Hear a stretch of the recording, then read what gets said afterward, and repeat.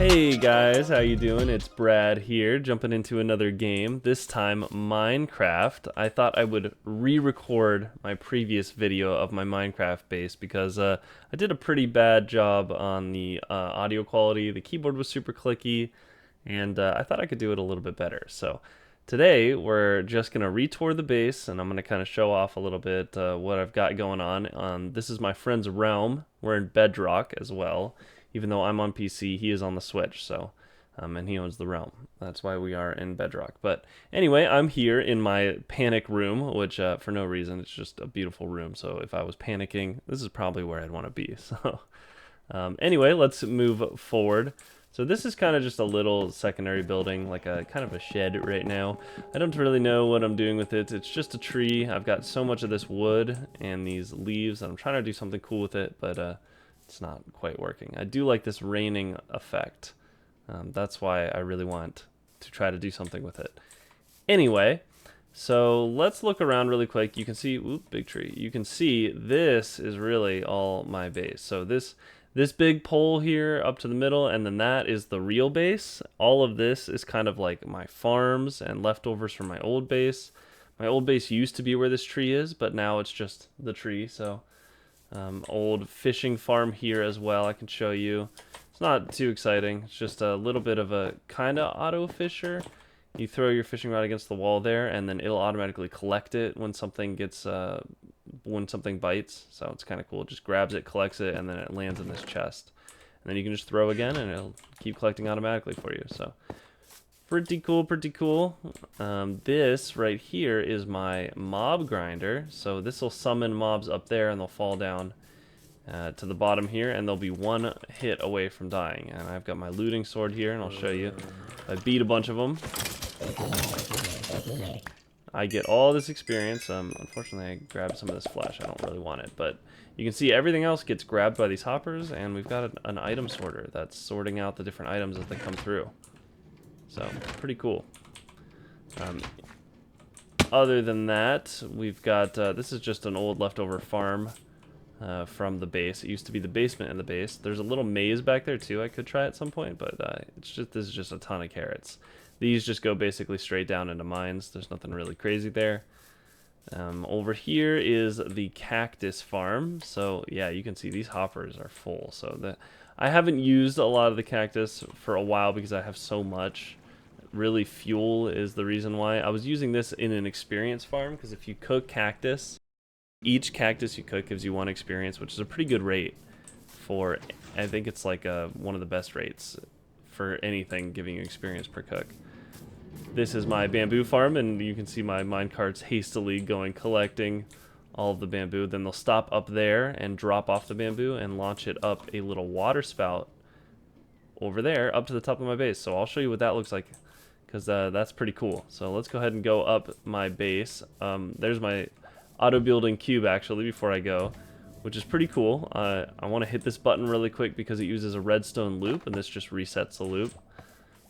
The loop can get a little bit wonky when you walk away from it, but basically it's just a cube, a big cube that rebuilds itself. So if I broke a bunch of it, it would just slowly start building itself back up. It's using 1 cobblestone generator, which is just water going into lava, or lava going into water. And it's using 1 of those, and it just rebuilds itself. It sends it all the way through the machine with a bunch of pistons. And yeah, kind of fun. It's really just if you need cobblestone. I've also got some allays to help collect it if they need to. But anyway, let's go ahead and go up to the top, and we're going to check out where that bamboo goes. It's pretty cool. Alright, so there's a lot going on up here, but let's just tunnel vision over here, and you can see there was some of the bamboo coming through. It'll launch up through here, and it'll come up, splash, and then it'll fall back down to here, and then it'll shoot up and then just kind of go up and over. So yeah, look, we can watch that one. So it flew up down here, and then whoop, and now it's, I must have got grouped with something else, because they randomly do combine and group into pairs, but it's cool to watch them all come through, and it happens fairly frequently. But those are all going into my auto furnace right here. So this is basically just a massive furnace that uses like, I think 8 maybe Furnaces, yeah. So it uses a bunch of these furnaces, and they all feed the results into here. So they cook, and it all gets pulled out. It automatically gets fed by this hopper minecart. You basically put a bunch of things that you want to get cooked in the top chest here. And if you don't have that much stuff, you could also just fill up the cart. And then you essentially just send the cart along, and it'll just bounce back and forth and start dropping off things to get cooked. So I guess there was stuff ready to be cooked. So anyway, yeah, you can see there's the light up thing here. This is the fuel level. So right now we're out of fuel.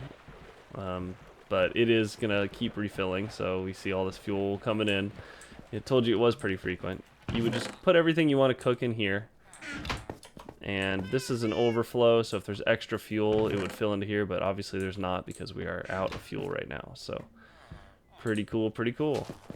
Right next to the furnace is my little bed area. This is my spawn point. It's nothing special, which I should probably do something cool with it. So I wonder how I could make this really cool. But right now this is all it is.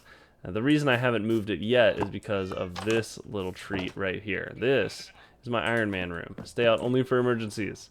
So when I die, I will spawn here and basically grab this torch off of that painting right there, throw it on the floor here, and it'll open this door for me. I do that because there's sometimes cats and stuff that spawn. I don't want them opening it or anything else. But it's kind of cool.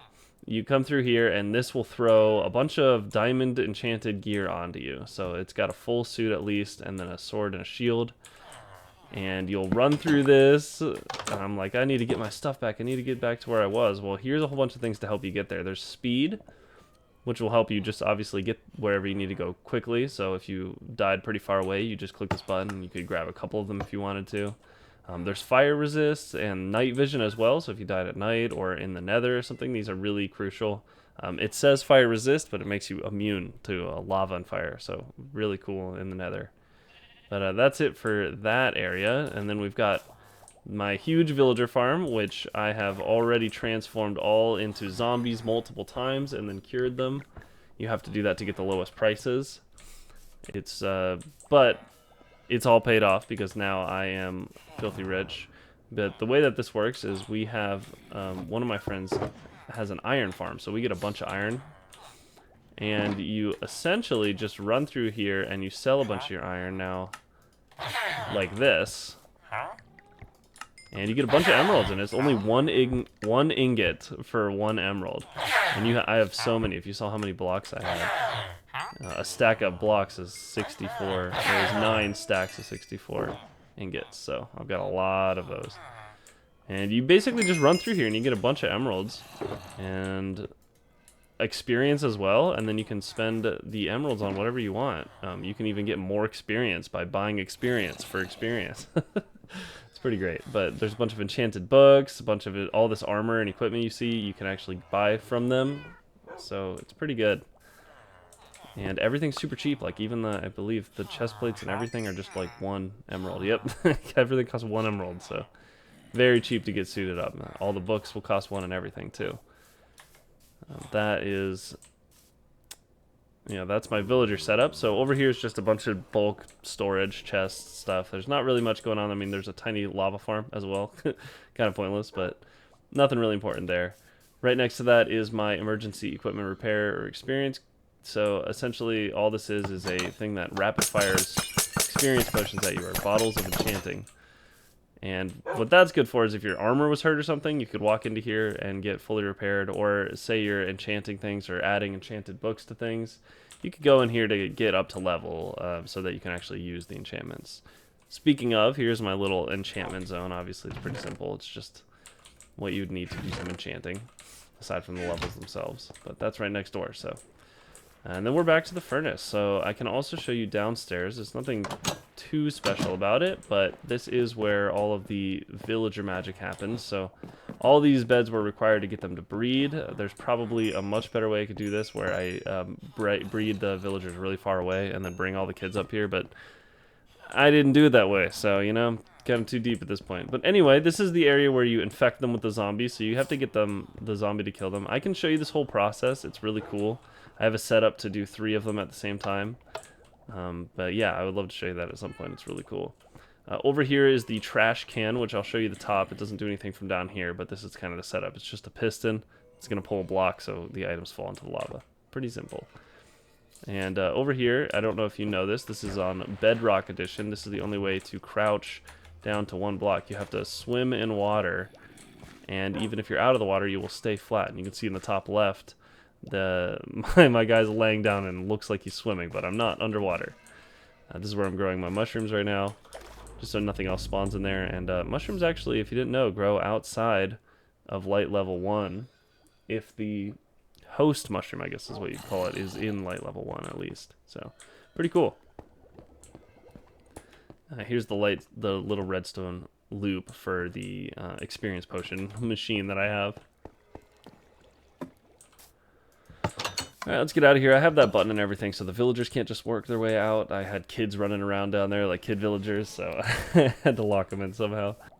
Alright, well, that is pretty much everything that I have at my base. I can show you one more thing, which is kind of like my inventory setup that I have here, which I kind of briefly showed off with the iron, but you can see I've got all these shulker boxes dyed with different colors. They're all named different things. I've got all my good stuff in all of these, like my vault, which has all of my money stuff, my netherite ingot, tons of emeralds, you know, all my valuables pretty much. And my army bag has what remains of my armor, so now I can get fully geared up and show you. Now I have each of these super enchanted and all trimmed out so that they all match, and my shield even matches, and it's also enchanted, so it all glows with the enchantment too.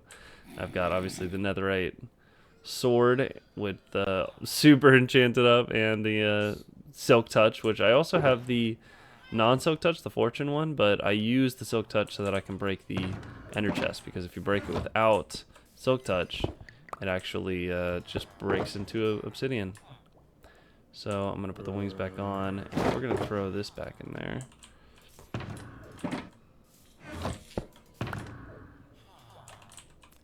Yeah, and that's pretty much, I just have this portable inventory with me all the time. And what's cool is if you lose the ender chest, you don't lose any of this. You know, I just come back to my base and open any of my other ender chests, which I have 2 like right there. And what's cool is I just grab one of these ender chests, and now I'm back in the game. So pretty sweet. Anyway, yep, that is pretty much it for my base. That hurt. But, you know, you'll have that. Anyway, thanks for watching, guys. I hope you liked the video. If you do, please leave a like. And thanks for watching. It's Brad out. What?